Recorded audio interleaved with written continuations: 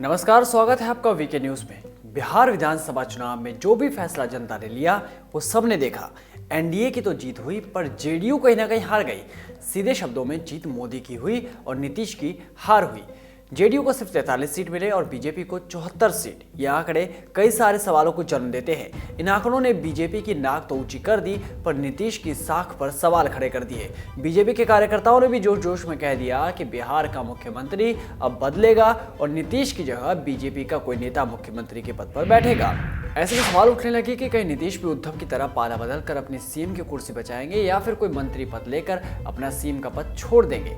इन सवालों के साथ ही नीतीश की प्रतिष्ठा पर भी सवाल उठने लगे क्योंकि वो जीत कर भी हार गए हैं और आरजेडी हार कर भी जीत गई क्योंकि आरजेडी को कहीं ना कहीं ज्यादा सीटें मिली हैं। बता दें कि आरजेडी की सीधी टक्कर इस बार बीजेपी से देखने को मिली। जेडीयू पिछड़ते ही चली गई। जनता ने बता दिया कि वो अगला सीएम नीतीश कुमार को नहीं देखना चाहते, वो बदलाव चाहती है। जिस बदलाव की बात तेजस्वी और चिराग कर रहे थे वो बदलाव इस बार दिखाई दिया। हालांकि फायदा बीजेपी को हुआ। जेडीयू से ज्यादा लोगों ने बीजेपी को पसंद किया। अब ये कयास लगाए जा रहे हैं कि नीतीश जल्द ही इस्तीफा ले लेंगे। नैतिकता के नाम पर वो इस्तीफा ले लेंगे। वैसे नीतीश ये पहले कह चुके हैं कि इनका आखिरी चुनाव था, तो क्या सच में नीतीश का आखिरी चुनाव है? ऐसे कयास लगाए जा रहे हैं कि वो इस्तीफा ले लेंगे। इससे पहले कई बार ऐसा हो चुका है। 2005 में एनडीए का प्रदर्शन खास नहीं था और एलजेपी ने भी समर्थन देने से इनकार कर दिया। नीतीश कुमार ने बुरे प्रदर्शन का जिम्मा अपने सर पर लिया और नैतिकता के नाते इस्तीफा दे दिया था। उसके बाद 2014 में भी नीतीश कुमार ने लोकसभा चुनाव में कुछ खास नहीं दिखाया। इस बार भी जनता ने सुशासन बाबू को नहीं स्वीकारा और पार्टी को करारी हार मिली। फिर से नीतीश कुमार ने नैतिकता की दुहाई लेते हुए मुख्यमंत्री पद से इस्तीफा दे दिया। इस चुनाव में जेडीयू को महज 2 सीटें ही मिली थी। यहीं से पता चल गया था कि बीजेपी का कद अब बड़ा हो रहा है। ऐसे में नीतीश ने अपनी कुर्सी जीतन राम मांझी को सौंप दी थी। 3 साल पहले भी नीतीश कुमार ने सीएम पद से इस्तीफा दे दिया था। यहाँ भी नैतिकता की बात कहकर वो चले गए।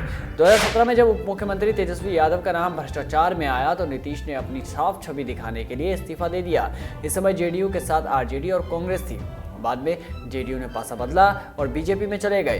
बीजेपी में जाने के बाद भी अपनी साख नहीं बचा पाए और जनता ने बता दिया कि नीतीश को पसंद नहीं करती, वो मोदी को पसंद करती है।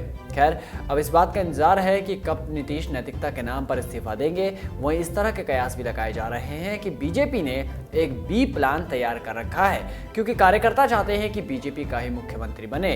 तो अगर बीजेपी ने अपने वादे को तोड़ दिया, जैसा कि प्रधानमंत्री मोदी ने कहा था कि नीतीश कुमार ही मुख्यमंत्री बनेंगे, अगर ये वादा बीजेपी तोड़ देती है तो नीतीश कुमार को केंद्र में एक मंत्री का पदभार संभालने का मौका मिल सकता है। ऐसे में नीतीश की एंट्री केंद्र में हो सकती है। सूत्रों के हवाले से पता चला है कि शायद नीतीश को उपराष्ट्रपति का पदभार दिया जाएगा। फिलहाल तो इस पद पर वेंकैया नायडू है। अब देखने वाली बात होगी कि नीतीश क्या फैसला लेते हैं क्योंकि इससे पहले भी 3 बार वो इस्तीफा दे चुके हैं और इस बार भी क्या नैतिकता के नाम पर ही इस्तीफा देंगे क्योंकि जनता ने उन्हें एक तरह से अस्वीकारा है।